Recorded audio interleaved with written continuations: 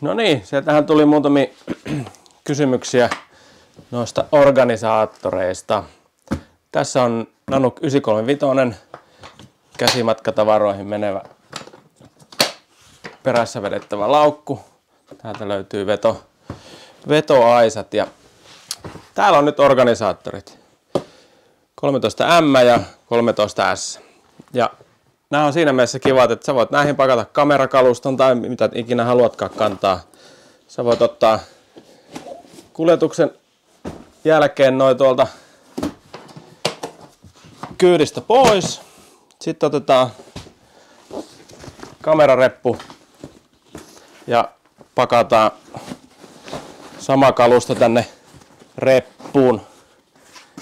Ja on aika näppärä lähteä sitten kentälle repun kanssa ja kova salkku voi jäädä autoon tai mihin vaan.